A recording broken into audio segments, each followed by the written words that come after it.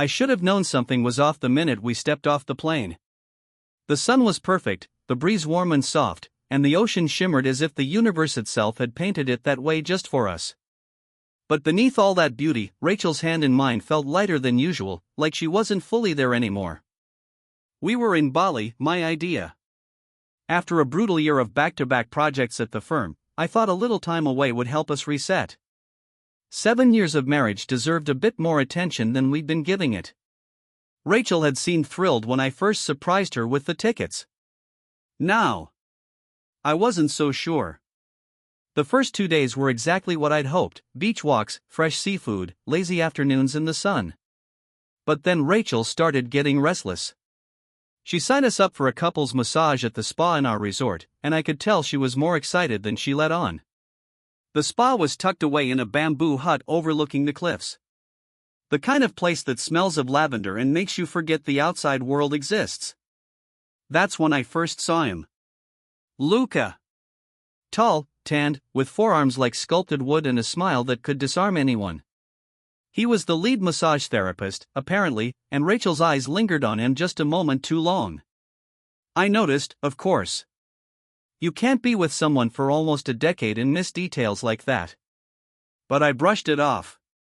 We were on vacation, after all. The massage was something. Luca took Rachel to a separate curtained area while I stayed on the other side. For what was supposed to be a relaxing hour, I couldn't seem to stop glancing at the thin fabric that separated us. Occasionally, I'd catch her laughter floating through, light, breathy, a sound I hadn't heard from her in months. Afterwards, Rachel seemed lighter, almost euphoric. She brushed it off when I asked. It was just an incredible massage. You should have picked Luca too. I smiled, trying not to sound jealous, but something inside me twisted a little. That night, she was distant. Claimed she was tired and wanted to sleep early. I stayed up on the balcony with a beer, staring out at the waves and trying to tell myself I was imagining things. The next day, I woke up to an empty bed. A note on the nightstand: gone for a spa yoga class. See you at lunch. It didn't sit right. Rachel isn't a yoga person, never has been. I tried to shake the thought, but curiosity got the better of me. I wandered toward the spa mid-morning, keeping my distance. From behind a cluster of palm trees, I watched her, laughing again, this time in conversation with Luca. He reached out, brushed a stray hair from her face. She didn't pull away. I laughed. I didn't want to believe what I saw. Maybe it was innocent. Maybe I was reading too much into it. But my gut told me otherwise. That night, Rachel was glowing.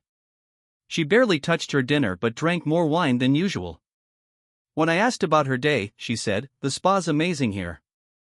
You should really try a full session." There was a gleam in her eye that unnerved me. By day 4, she was spending more and more time alone. "Just want to relax, babe. You go to the pool, I'll meet you later." She never did. And that was the day I found her phone unlocked on the nightstand. I didn't go looking for it, not at first. But when a notification popped up, a message from someone saved as L, my heart stopped. Against every ounce of guilt and instinct, I opened it. "Can't stop thinking about this morning. Meet you again after your husband's out? Same room." I scrolled further, my stomach churning with each word. Photos. A blurry shot of their intertwined hands. Messages full of longing. And unmistakably, the mention of a special massage Luca had promised her later that night. I felt like the air had been sucked out of my lungs. I didn't confront her. Not yet. I needed to see it with my own eyes. That evening, I told her I was going to check out a local jazz bar. She kissed me absently, barely noticing I was watching her carefully. An hour later, I doubled back to the spa. The reception area was empty, the staff must have known. I crept around the side of the building, heart racing. Through the bamboo slats of one private cabana, I saw them. Rachel lay there, her body half covered by a thin towel, Luca leaning over her, his hands moving in ways that had nothing to do with therapy. Her eyes fluttered shut, a soft moan escaping her lips. She whispered his name. It wasn't a massage. It was a betrayal in the most intimate form. I staggered back, bile rising in my throat. My legs felt numb. Every beautiful thing about this trip now felt like a cruel joke. I walked aimlessly along the beach for hours that night, my mind a whirlwind of rage, sadness, disbelief. When I returned, she was already in bed, pretending to be asleep. I lay there in the dark, staring at the ceiling, every second of that horrible scene replaying in my mind. And I knew then nothing would ever be the same again.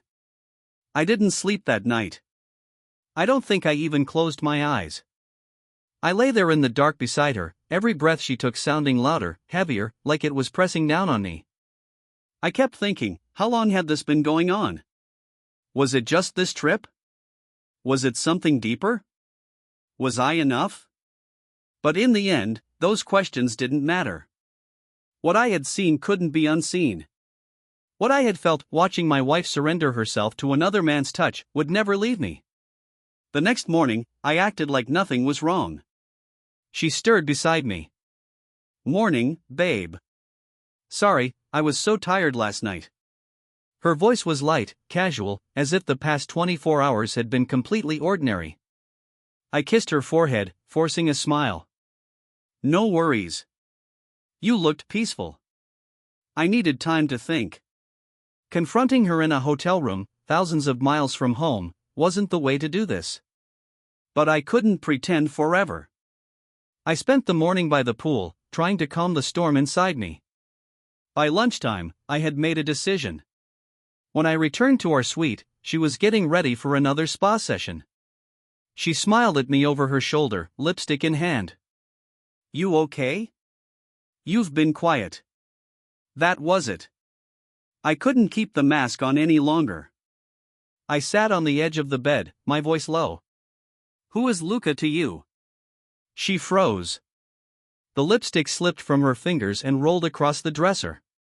"What do you mean?" she asked, but her voice cracked. "I saw you. Yesterday. In the cabana." Her face drained of color. For a long moment, she said nothing, just stared at me, mouth slightly open, as if the air had been knocked out of her. Then, barely above a whisper, "It wasn't supposed to happen like that." I let out a hollow laugh. "Oh? And how exactly was it supposed to happen?" Tears welled up in her eyes. "I don't know. I didn't plan it. I was feeling lonely, disconnected. You've been so distant these past months, always working." I cut her off. "So that justifies this?" She wiped at her cheeks, mascara smearing. No, it doesn't. I'm not trying to excuse it. It felt good to be seen, touched, wanted." That last word hit like a knife. Wanted. Hadn't I always made her feel wanted? I thought I had. Every trip I'd planned, every late-night dinner, every lazy Sunday morning spent tangled in bed, had it all meant so little? "How long?" I asked. She hesitated. "It started here. The first massage." One thing led to another. I didn't expect it to go that far. I stood, fists clenched at my sides. But it did. "And you were ready to do it again today."